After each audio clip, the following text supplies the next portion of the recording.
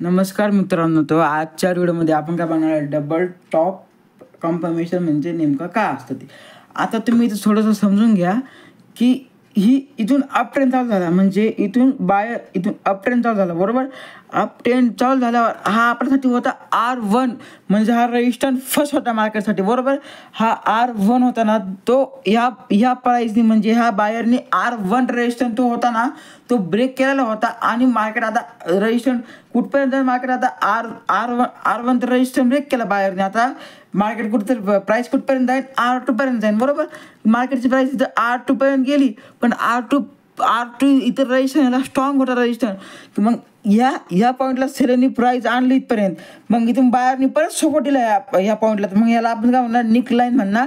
इथून मार्केटला सपोर्ट भेटला होता आणि याच पॉईंटला इथून मार्केटला रेजिस्टन्स भेटला होता. म्हणजे ह्याचा अर्थ काय असतो की सपोर्टर ॲज अ रेजिस्टन्सचं काम करतं, की म्हणजे ह्या अप ट्रेंडसाठी ह्याला काय भेटला होता, रेजिस्टन्स भेटला होता. आणि डाऊन ट्रेंडसाठी ह्याला काय भेटला होता, सपोर्ट भेटला होता. आता तुम्ही एक गोष्ट लक्षात ठेवा की इथून मार्केटला परत सपोर्ट भेटला की परत त्याच रेजिस्टन्सपर्यंत मार्केट गेला, की म्हणजे बायर ह्या रेजिस्टन्सला स्ट्रॉंग करू शकले नाही, ब्रेक करू शकले नाही, की सेलर लय स्ट्रॉंग होते मार्केटमध्ये.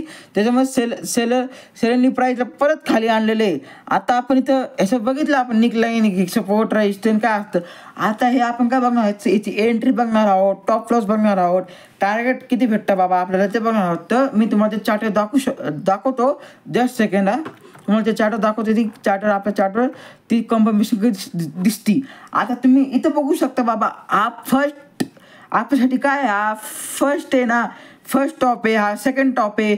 आणि हा आपला अप ट्रेंड चालू आहे या पॉईंटला, बरोबर. आपला अप ट्रेंड चालू असतानाच इथं ह्या पॉईंटला दिसतो तुम्हाला, ह्या पॉईंटला आपल्याला एक निक लाईन मारायची. ह्या पॉईंटला आपली निक लाईन मारून हा R1 आहे समजा, हा रेजिस्टन्स आहे ना, जो R1 होता मार्केटसाठी. तुम्ही बघितलं नाही का खाली आपण लाईन मी तुम्हाला दाखवलं की मार्केटसाठी हा रेजिस्टन्स R1 आहे, की मार्केटने हा R1 रेजिस्टन्स जर ब्रेक केला की म्हणजे सेलरने आपले बायर जे होते ना, ते मार्केटमध्ये स्ट्रॉंग होते सेलरपेक्षा. की मार्केटने हा R1 फर्स्ट रेजिस्टन्स जो होता ना, तो ब्रेक केला की मार्केट मग आता गेला कुठपर्यंत, R2 कडे गेला. मार्केट गेला आपला R2 कडे गेला मार्केट. मग परत खाली आला की मग ही निकलाईन या रेजिस्टन्ससाठी ही काम केलेली निकलाईन, हीच आता निकलाईन ॲज अ सपोर्ट म्हणून काम करते. मग या सपोर्ट घेऊन मार्केट थोडा असा वर गेला, मुवमेंट आला मार्केटमध्ये, की मग परत त्याला सेकंड टॉप भेटला, परत मार्केट खाली आला. आणि ही सपोर्ट लाईन जी होती ना, सपोर्ट लाईन, ही निकलाईन ही जर ब्रेक, या कॅन्डलनी ही निकलाईन ब्रेक केली बाबा, बरोबर.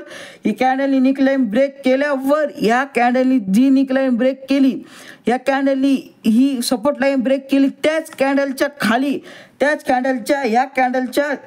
लोच्या खाली आपली एंट्री बनेल. आणि त्या कॅन्डलच्या हायच्या वर आपण टॉप लॉस ठेवू, तर आपल्याला एंट्री आणि टार्गेट हे कळालं आहे.